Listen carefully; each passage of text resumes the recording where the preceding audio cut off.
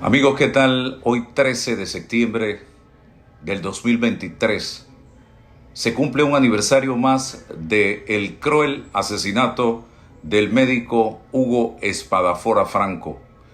Pero voy a relatarles un poco de la biografía de Hugo Espadafora con el propósito de hacer historia, de recordar la historia de este hombre que fue su muerte el detonante de la transformación que sufre el país por allá por la década del 80, ya que luego de su muerte y también de las declaraciones de Roberto Díaz Herrera fue que se da ese gran movimiento denominado Cruzada Civilista Nacional que salió a las calles a pelear por justicia, democracia y libertad. Pero les hablo de Hugo Espadafora. Hugo Espadafora Franco nace precisamente en mi tierra natal, en la ciudad de Chitré, allá en la provincia de Herrera. Un 6 de septiembre de 1940. Fue el tercer hijo de 4 nacidos del matrimonio de Rebeca Franco y Carmelo Melo Espadafora, un político y comerciante a quien tuve la oportunidad de conocer, hijo de inmigrantes italianos. A pesar de que sus padres se divorcian cuando Hugo Espadafora tenía 12 años, siempre guardó lazos muy cercanos con su papá, don Melo Espadafora. Desde sus primeros años de vida demostró ser valiente, carismático y determinado a cumplir sus metas. Fue becado por sus excelentes calificaciones obtenidas en la escuela primaria. Se traslada al prestigioso Instituto Nacional en la ciudad capital de Panamá a los 11 años de edad, donde se gradúa con el tercer puesto de honor, una distinción que le permite estudiar la carrera de medicina en la Universidad de Bolonia, en Italia. Siempre inquieto, Hugo deja Panamá nuevamente, becado ahora por el gobierno de Egipto, y viaja a El Cairo para continuar sus estudios. Hugo en realidad aspiraba ser parte de los movimientos rebeldes que luchaban por la independencia de sus países en África. Imagínense ustedes, quería luchar contra la opresión en países del entonces llamado Tercer Mundo. Quería participar como un extranjero, igual que lo hicieron otros que lucharon de manera valiente junto a Bolívar o Martí. Después de ofrecerse como voluntario en varios países, finalmente Hugo Espadafora logra unirse al movimiento por la liberación de Guinea y Cabo Verde, como el primer médico en ayudar precisamente en la guerra liderada por el mítico Amílcar Cabral, uno de los más importantes teóricos revolucionarios del África. Con él cultivó una gran amistad que marcó sus ideales hasta el final de sus días. Así fue como se interna en el movimiento en febrero de 1965, donde quedó a cargo del hospital en Boqué, la capital de la zona liberada. Luego es transferido a Quitafine, en el Frente Sur, donde la lucha era más intensa. Amílcar Cabral, Sí. en la ex Guinea Portuguesa, hoy República de Guinea-Bissau. Yo fui el primer médico del movimiento guerrillero que luchó contra los portugueses para lograr la independencia de ese país. Para mayo de 1967, Espadafora regresa a Panamá y trabaja como médico en el Hospital Santo Tomás. Contrae matrimonio con María Elena Acevedo, con quien tiene a sus 2 hijos, Hugo y Afric. Pero Hugo no podía dejar de defender la libertad. Apoyó como médico a los rebeldes que se levantaron en armas contra el golpe militar del 11 de octubre de 1968, comandado por el mayor Boris Martínez y el coronel Omar Torrijos Herrera. En el medio de una ofensiva militar a los disidentes en 1969, después de curar de emergencias a un rebelde, fue detenido y encarcelado en la ciudad capital de Panamá. Al enterarse de que su hijo había sido tomado como prisionero, su padre, Melo Espadafora, una destacada persona en la vida política de su provincia herrerana, busca ayuda con conocidos. Melo tampoco era allegado a las dictaduras militares, pero por su hijo le hizo llegar una misiva a Omar Torrijos, quien ya ostentaba el más alto mando del país, para pedir vehementemente la libertad de su hijo, aunque lo enviara al exilio. Torrijos pide hablar con Hugo, en quien observa un joven talentoso, quien podría ser útil en su proyecto revolucionario. Explicó a Hugo que el golpe había sido necesario y que realmente estaba preocupado por los más pobres y que además en el futuro habría elecciones democráticas. Hugo también comparte con Torrijos sus ideas. El general le ofrece entonces un puesto en el centro médico en la remota comunidad del Real ubicada en los linderos de la selva del Chocó, en la provincia de Darién. A través de los años, Torrijos reconoce el valor humanista de Hugo Espadafora y establecerían una cercana amistad. Sin embargo, hacia el final de la década de los 70, ya le hacía críticas al régimen dictatorial y ante esa condición apoyaba totalmente una transición democrática en Panamá.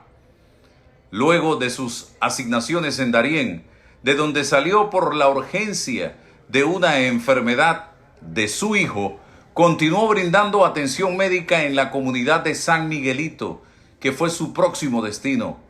Posteriormente, Hugo fue nombrado en 1973 director de salud en la provincia de Colón. El respeto que le inspiró Hugo a Torrijos lo llevó a asignarle la importante tarea de desarrollar el plan piloto de un sistema integrado de salud que se implementaría en el resto del país. Su dedicación al trabajo y a sus pacientes fue forjando la admiración y gratitud de aquellos que lo conocieron. Para el año 1976, Torrijos lo nombra viceministro de Salud, donde trabaja arduamente para abaratar el costo de los medicamentos en el sistema público. En Panamá participé activamente en política y fui viceministro de Salud del gobierno del general Torrijos. En el año 1976 hasta septiembre de 1978, cuando renuncié a mi cargo para venir aquí a Nicaragua a luchar contra la dictadura de Somoza.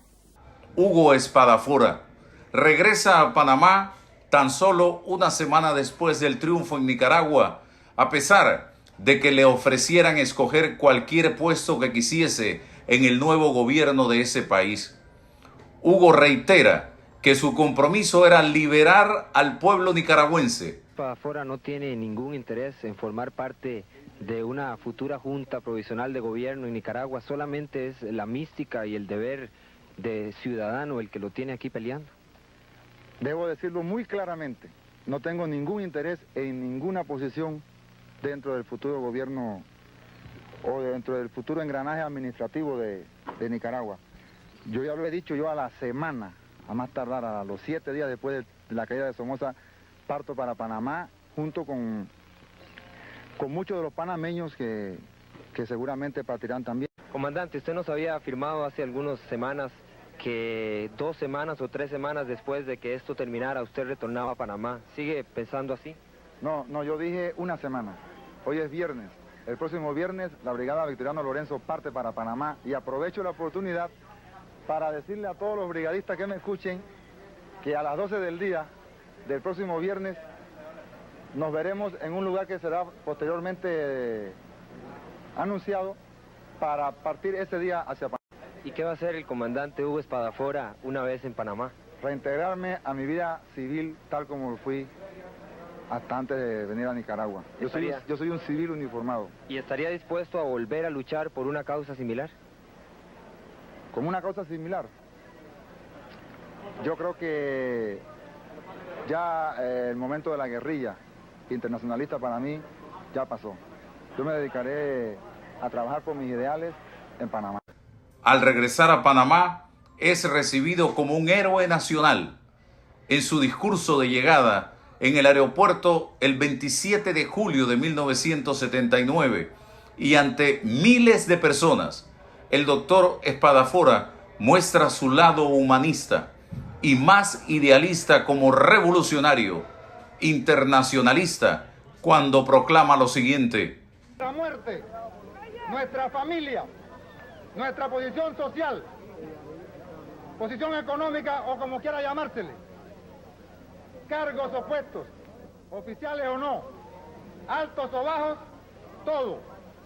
todo queda subordinado a las necesidades de la épica lucha que se impone en este continente adolorido y sufrido para acabar de una vez para siempre con tantos centenares de millones de niños hambrientos y desprotegidos, tantas madres sufridas, víctimas del martirio de ver a sus hijos morir día a día, noche a noche, fiebre a fiebre, diarrea a diarrea, para acabar con tanta injusticia y tantos privilegios que no son más que un insulto a nuestra humanidad, que son un dedo acusador dirigido hacia nuestras conciencias, hacia la conciencia de los que podemos hacer muchos y hacemos poco por terminar esta tragedia contemporánea que viven centenares de millones de hermanos latinoamericanos.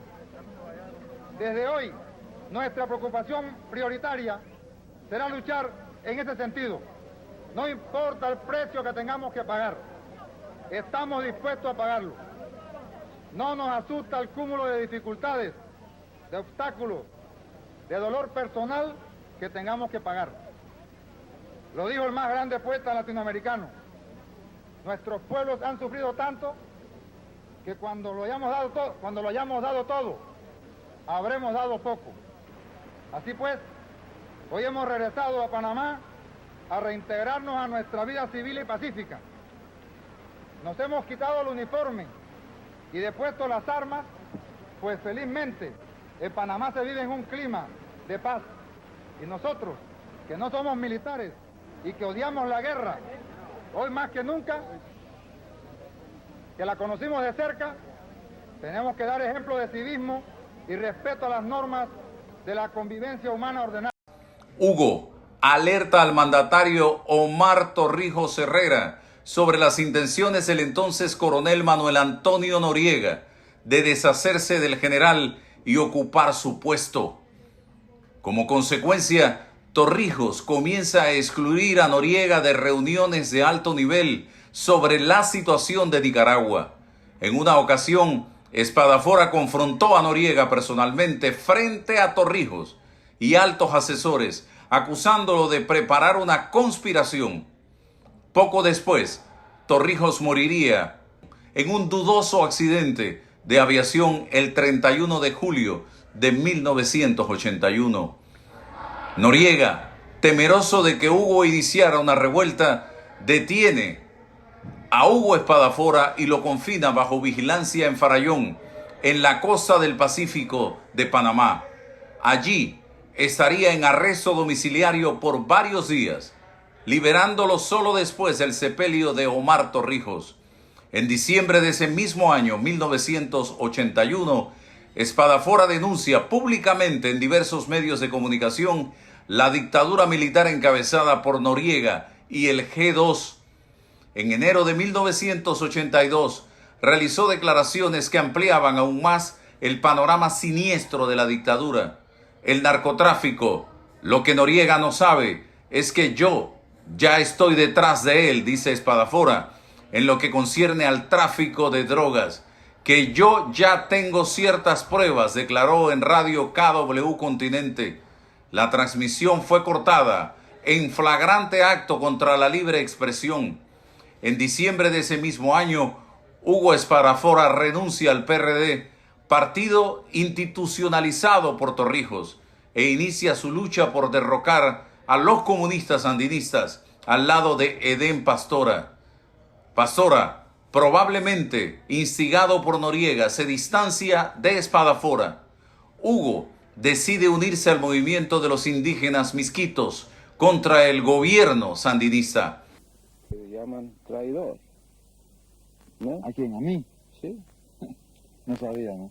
¿Dónde? En Nicaragua, por ejemplo, antes fue sandinista y ahora luchando contra sandinistas. Es un acto de traición, ¿no es cierto? Bueno, cuando yo estaba en Guinea-Bissau, con los negros luchando contra los portugueses, me decían traidor, me decían comunista. Agente comunista, acusado pues por los fascistas portugueses. Luego, cuando vine a Nicaragua a luchar contra Somoza, fui acusado por Somoza y por el gobierno de Somoza en la televisión, en la radio, en los periódicos, por todas partes. Por el gobierno de Nicaragua de Somoza fui acusado de comunista.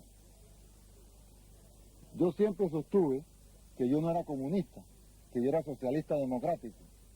Es más, yo pertenecía al Partido Socialista Italiano cuando yo estudiaba medicina en Italia.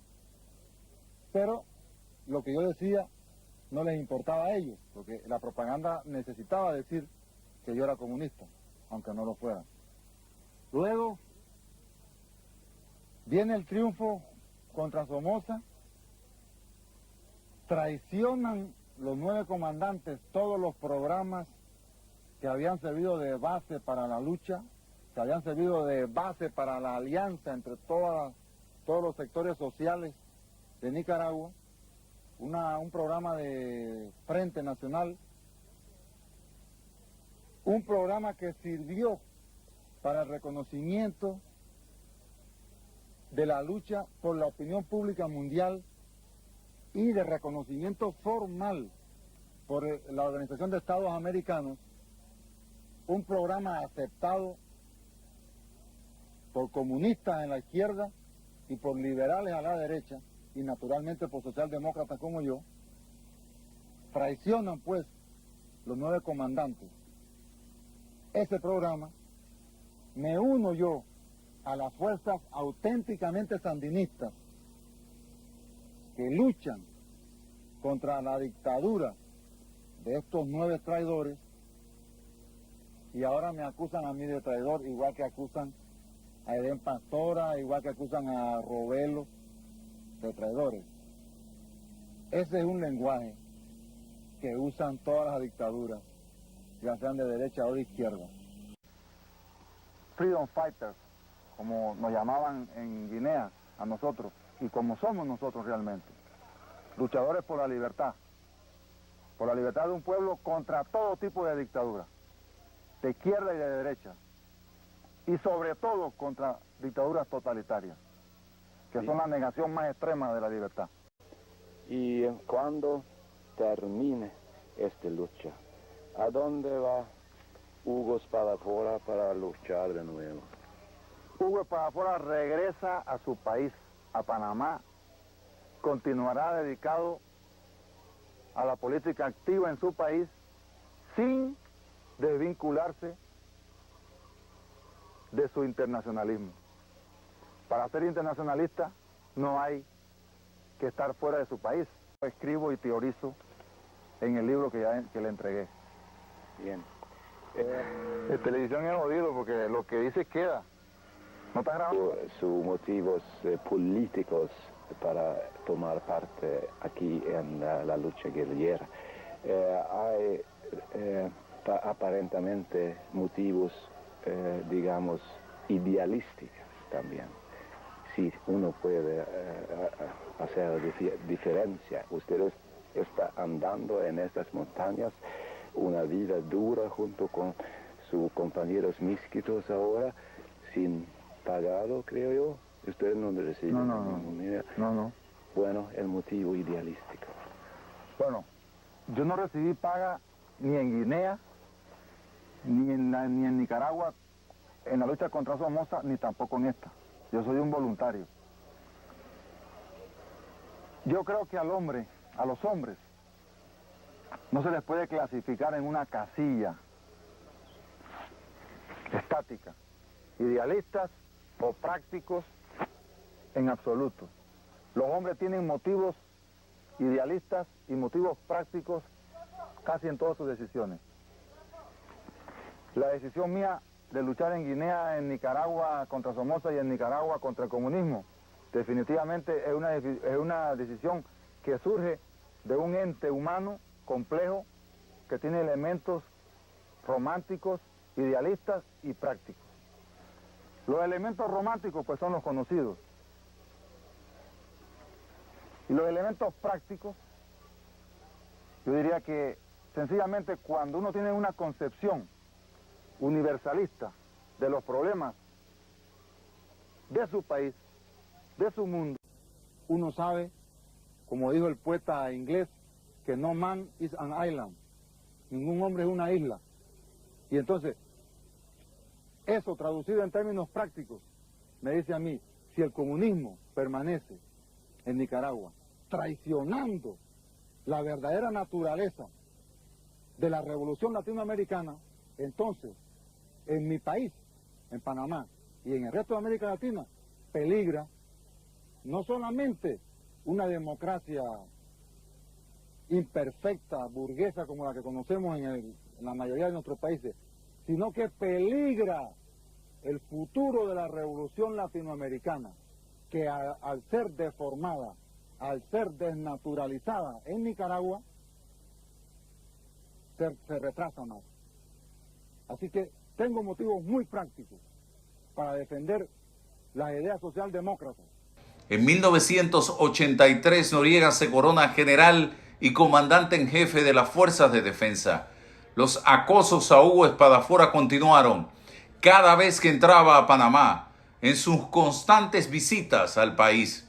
A principios de 1984, Hugo Espadafora, defraudado ante las intrigas y el giro que había tomado el financiamiento del movimiento de los Contra, se retira de la contienda y se establece en San José, Costa Rica, con su nueva esposa, Ariadne Bejarano, con quien había contraído matrimonio en 1982. En uno de sus viajes a Panamá, el conocido periodista Guillermo Sánchez Borbón publica en la prensa una larga entrevista a Hugo, donde éste brinda detalles de los abusos y crímenes de Noriega, lo que escandalizó al país y enardeció al general. Las amenazas y ofertas para asesinar al médico crecían, pero ellas no lo detuvieron.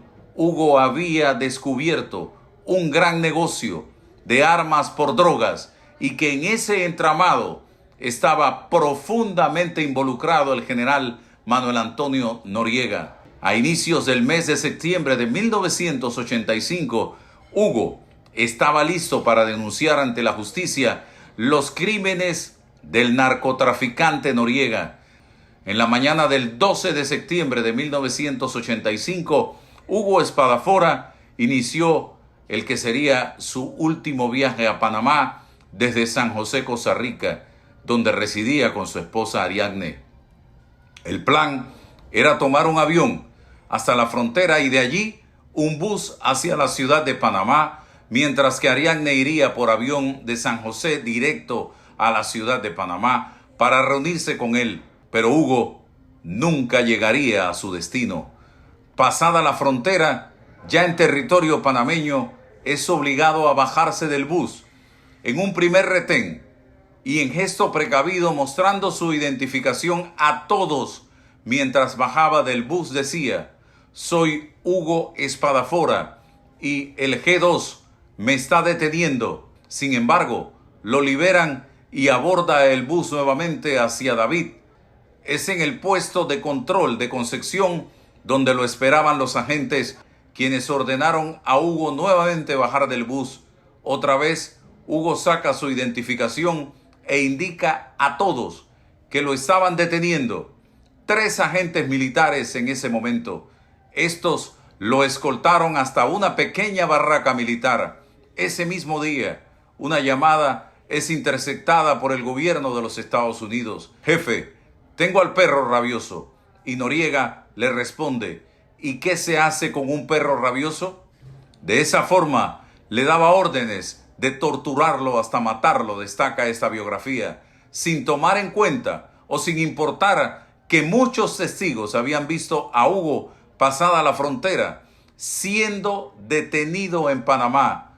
Hugo es sometido a brutales torturas y finalmente alguien con conocimientos anatómicos le realiza una decapitación. Su cuerpo, marcado también por las siglas F8, fue lanzado en territorio costarricense a poca distancia de la frontera con Panamá. Dado que Hugo no llegaba a la ciudad de Panamá, como había acordado con su familia, denuncia su desaparición inmediatamente a través del único medio libre posible durante la dictadura, el periódico La Prensa. Rápidamente, su hermano Mélito, quien residía en Chiriquí, indaga lo que había pasado en la frontera. Muchos testigos le aseguraron haber visto a Hugo allí y en territorio panameño. No había duda de quienes habían secuestrado a Hugo, el G2 al mando de Manuel Antonio Noriega. Días después aparece el cuerpo sin vida de Espadafora y decapitado, estimados amigos. Un 13 de septiembre de 1985, según consta, se dio el asesinato de este médico panameño, oriundo de la provincia de Herrera, distrito de Chitré, que fue posteriormente sepultado en su ciudad natal y cuya cabeza nunca apareció.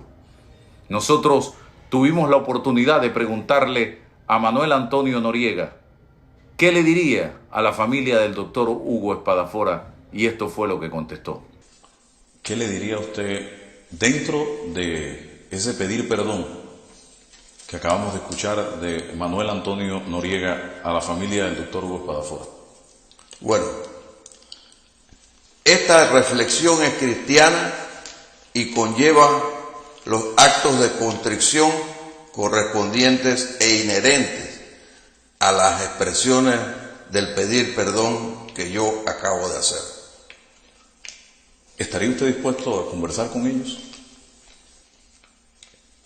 Yo quiero mantener la solemnidad de mis expresiones, de mis meditaciones, de mis asesoramientos espirituales en este marco, para que no se salga, hablando en panameño, del propósito por el cual yo hoy, después de tantos años, acepté sentarme frente a usted y hablar pidiendo perdón a la ciudadanía.